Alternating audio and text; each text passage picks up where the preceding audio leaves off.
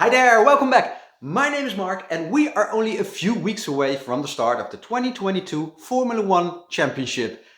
Is this the season where Ferrari finally get back in the fight, or are we going to have another Mercedes versus Red Bull battle? Let's talk.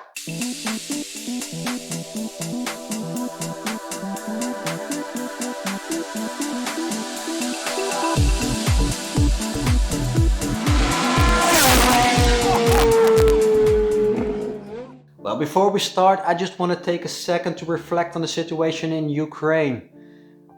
I feel ashamed. We Earthlings, we can make planes fly by themselves. We can travel to the moon, and in the near future we can even travel to Mars. Yet we still cannot live in peace on this planet. My thoughts are with the Ukrainian people living in shelters, and I feel bad for the Russians having to deal with a leader they didn't choose. One man, one government, wasting so much lives.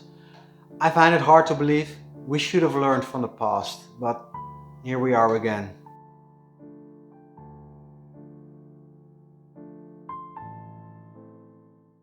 Now back to the subject of this video. For me, it's not going to be a very good season because I already know I will not be able to watch a single race this year.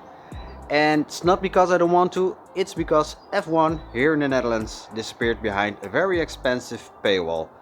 And although there are some options to watch a few from the races, I decided to skip this year out of protest. A very hard decision after more than 30 years of loyalty to the sport. You see, I am a firm believer that any sport should be freely accessible to all people. Sport is the base of dreams, and kids can't dream when they face a paywall. They will not connect and the sport will die in the end. The first Formula 1 race was held in 1946, the Turin Grand Prix, but the first official World Championship wasn't held until 1950. The first years were dominated by the Italian manufacturers. Alfa, Ferrari, Maserati took their place in history with great names like Ascari and Fangio.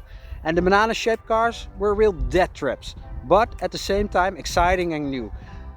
The men who were driving these cars were heroes, but often had to pay with their lives. Later on, the British teams took over and dominated the sport for decades until Ferrari decided enough is enough. They created, in my opinion, the best team ever and hammered down the competition with, again, in my opinion, the best driver ever, Michael Schumacher. Like I said, Formula 1 is a dangerous sport, and that's why rules are constantly being introduced to reduce the risk, but also to break the domination every few years. It's an ever ongoing game between the designers and the sport directors. In the old days, new developments in the sport made it to the street. And these days, developments for the street make it to the sport. And that's what I think is the biggest change the sport had to endure the last 2 decades. And now in 2022 we again face a huge rule change.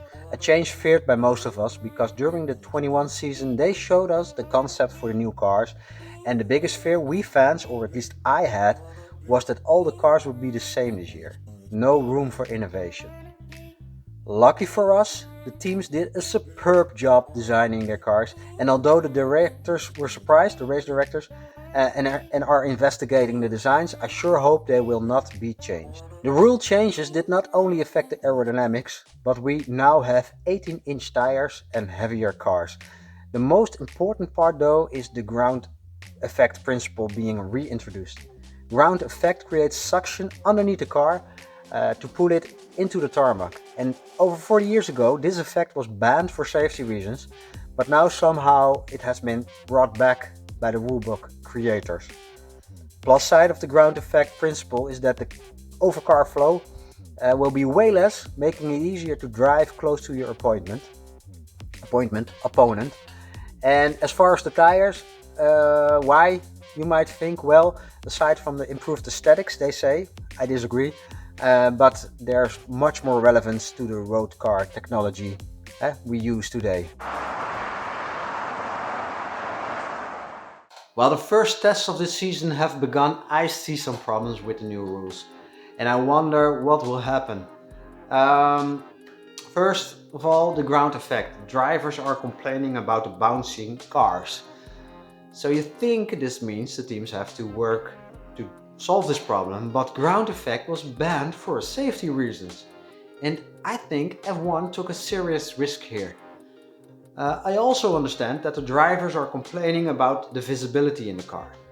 I didn't get just why, but I think it's due to the new tires. Lack of visibility can cause huge problems during a race. So heavier cars, bad visibility, and bouncing cars, it's a deadly cocktail, I think. I just hope they made the right decision here. Plus side of it all is the new rules. With the new rules is the fact that everything can happen. My team Ferrari can be back on top or back at the bottom. We just don't know yet. Last thing I wanted to share is the fact that I'm missing some rule changes when it comes to the organization. Masi was sacrificed, but what did they do with working on cars during red flags, with safety car coming out in the final part of a race? I really think that this turned out to be a problem. Did they change anything?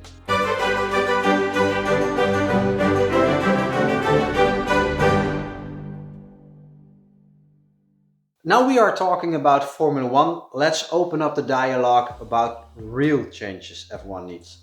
I'll start with my ideas. Please share yours in the comments below.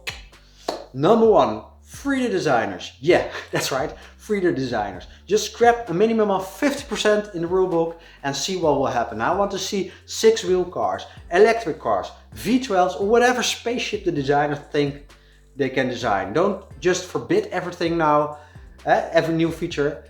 If it's good, other teams will adopt. If not, then will not. Simply. And the environment safety an issue, then make sure to give some limitations. For example, maximum emissions or something.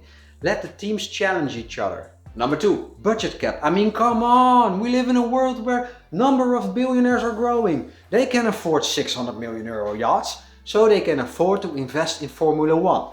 Just make it attractive to them. Number three, punish domination with extra weight.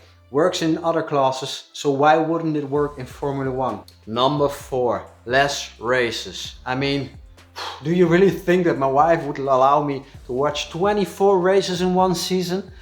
I think 16 to 18 races are more than enough. Number five, track limits and pure racing. I absolutely hate it when a driver is not allowed to block his opponent.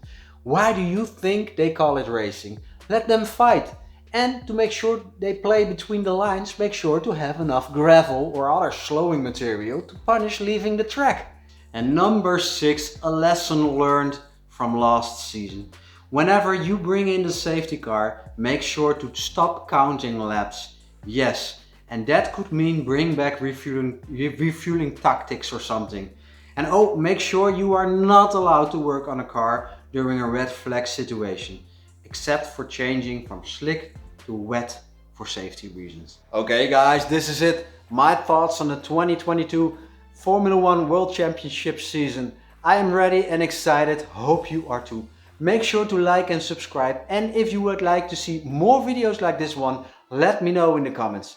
Thanks again and a goodbye. 1, 2, 3. It's going well, it's going swell, we're gonna kick it in the